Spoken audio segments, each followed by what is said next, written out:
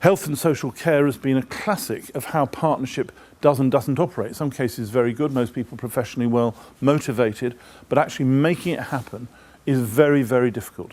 And I would say that one of the roles of organisations such as your own, and I don't want to speak out of turn, Alison, because I don't know enough about all of you to say this with any kind of strength, but is to press the statutory organisations to find means of working together to challenge the issues you have. So you go to a housing authority and say, well, what are you doing in your housing to try and assist people to live in a healthy way, for example, or to a school and to the school system. What are you doing to try and ensure young people are growing up understanding the risks of drugs or the various depressive issues that can happen and issues that arise?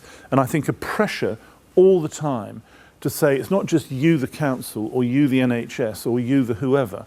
It's actually the whole of the community, which are all public services in some way or another, working in a coordinated and holistic way to try and address the problems that exist.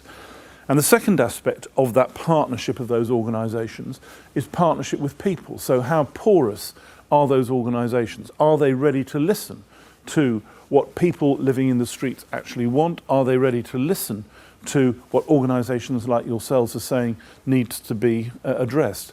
In a sense, it's fair enough if they really listen to what you say and say, actually, at the end of the day, it doesn't work, sorry, we can't do it like that. I can understand that.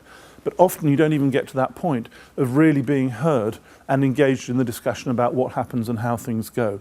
Now, again, I don't know enough, William, about this group. I hope there'll be some discussion about it this morning to know to what extent you feel that the various NHS agencies, the City Council, various other bodies, the DWP in different ways are actually responsive to what people are saying. But I think getting that responsiveness is absolutely central and is a key part of the big society message. So that first area of partnership is critically important.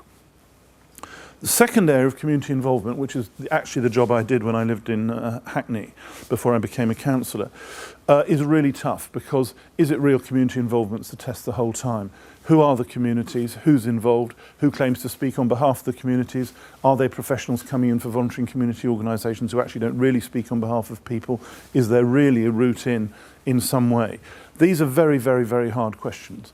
And you're dealing, I'd say, particularly in Liverpool, but in many city centres, with a cynicism built up over decades of people who believe it's not worth it. What's the point? Nobody, they'll all just get on and do it. Don't vote, it only encourages them, etc., etc., etc. All that kind of life. And so you need a trade-off between, on the one hand, encouraging people to be involved and finding ways for that to happen, and on the other hand, that involvement leading to something which changes. It's not just that life changes in some significant way. And here I think the concept of social enterprise is extremely important. And Alison was telling me earlier this morning about the way in which you're working to try and encourage and support social enterprises in a variety of different ways. The fact is, what social enterprises are about is, in a rather diverse and different and varied type of way, trying to meet the challenges which exist for particular communities and being able to solve them in a direct way. And you'll all find different ways of doing it, creative ways of doing it, sometimes not creative ways of doing it, sometimes just better ways of doing it, and trying to tackle it in better forms, but always trying to respond to the needs of people. We were discussing the Children's Walk-in Centre earlier on. There's a particular need that you're trying to meet by having that, which if it didn't exist would not be met. It's as simple as that, and therefore issues wouldn't happen.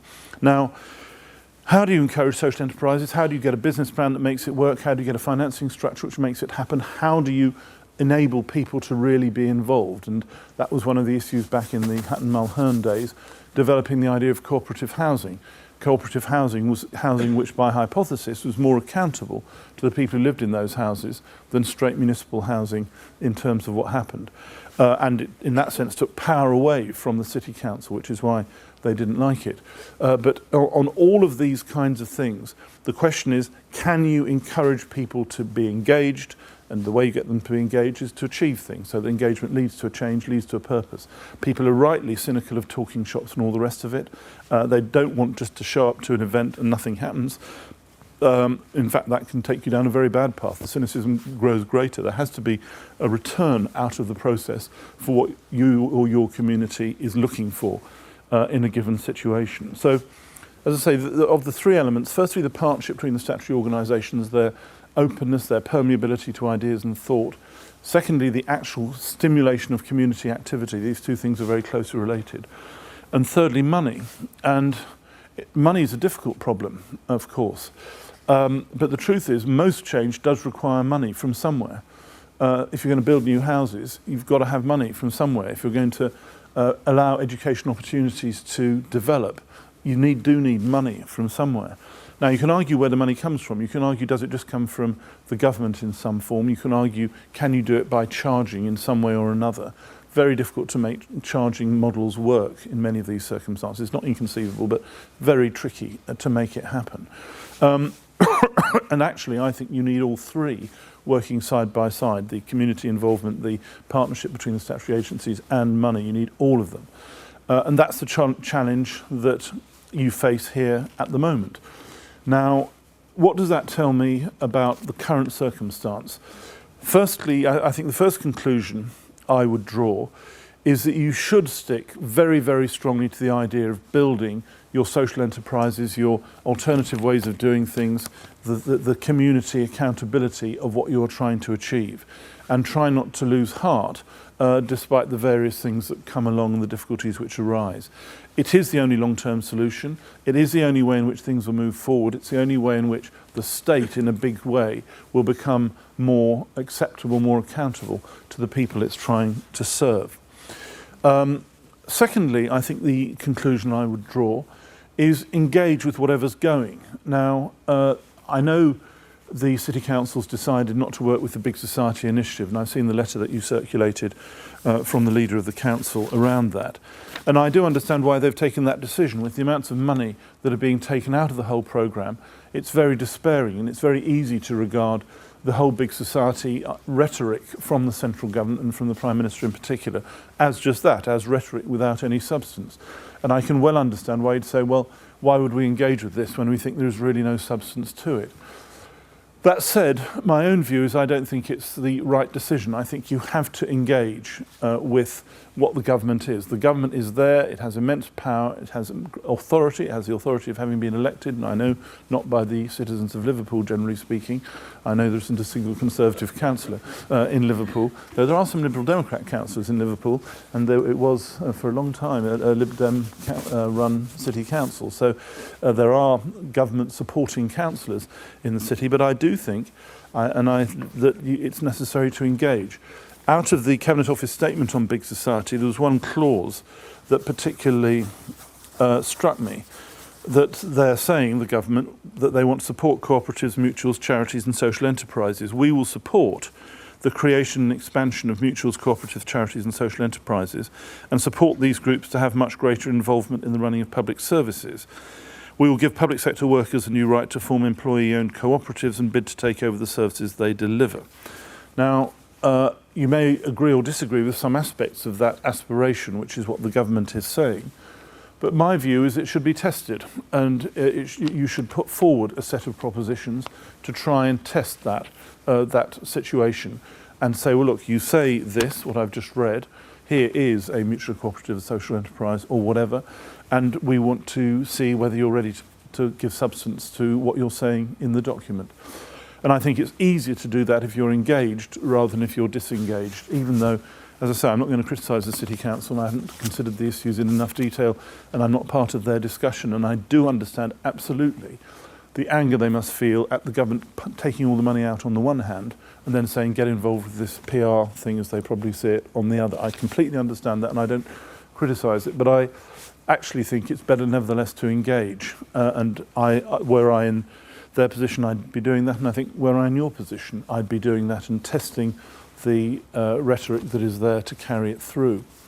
For what it's worth, my own assessment of the government and the Prime Minister on this is that from their point of view, or certainly from the Prime Minister's point of view, he doesn't see it as rhetoric.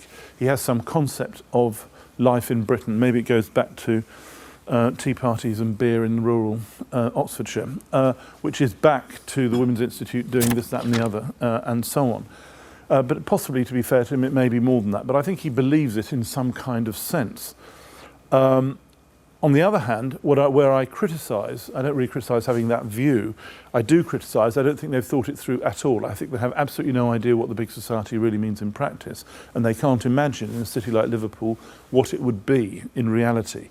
It's not a great new idea, as I say, from my own experience working in Hackney 30 years ago, or more than 30 years ago. I'm well aware of the extent of community involvement over that period and these issues being current. It's nothing new. But I don't think they have thought through what it's about. And so the challenge, the choice is to say, is it simply a question of it is rhetoric and we're going to walk away from it, or is it saying we'll try and engage? And that's the issue. As far as the second question that you raised, Robert, about so-called privatisation in this area, I'm a bit of a sceptic about use of the word privatisation. I think it's the issue really is whether services are or are not being provided to the citizens of the city and the communities that are involved. And you need to see whether there really is something happening there. I'm not at the end of the day, and this may sound very heretical, but I'm not at the end of the day a complete fan of the way that the public sector works and local government works and so on. I suppose I was rather seared in the early 80s when I was chair of housing in the London Borough of Hackney, as I said earlier, when I discovered that the direct labour organisation was still in 1980 cleaning streets which had been destroyed in 1944, and that there was the rotas for the people who were doing the work actually bore no relationship to the service that you were talking about now. That is a true story, and it may be a caricature of what happens generally. There's been immense change over the years. But I don't assume necessarily that because it is done by the local authority or by the public service, the NHS, that is necessarily the only or best way to do it. It may be the only or best way to do it, but I don't assume that. And I think they have to prove that against the test I've just been talking about, effectiveness of the service, accountability to the community, and so on. And for me, the word privatisation is about when you pay for public services. If you had to pay for a hospital appointment or something, I would say that is privatisation. But I don't think we're talking about that in this question. We're talking about how the services are in fact organised. I've gone on, William, probably rather longer than I ought to have done, but perhaps I'll conclude by saying, firstly just saying what I started with. I really welcome this conversation. I'm very grateful for the chance to be here and discuss it with you, and I'm extremely interested to know what you're going to feel about these questions. But if I have a message, it is that whether it's under a slogan of third way or of big society, the issue will not go away, however it's described, saving Robert's presence in academic circles or in whatever way. The issue of how you develop services and activities to support people and communities, which is not simply provided by the state or simply left to the market, that is going to be there indefinitely. And actually, the answer to the question will depend on what you do and what people like you do, both in Liverpool and elsewhere, in providing options for people as to how they can really take things forward. So I'd say it all comes back to saying, what's the practical issue? What can our organisation do to make a difference? What do we need to be able to do to make a difference? Is it money? If so, from where? Is it legal changes? If so, from where? Is it access to contracts? If so, from where? Etc., etc., etc. But that practical conversation to assist what you try and do and the service you try and offer at the highest quality is what, in my general outlook, is the thing that's necessary to focus on. And I hope we'll do some of that this morning. Thanks very much. Thank you very much.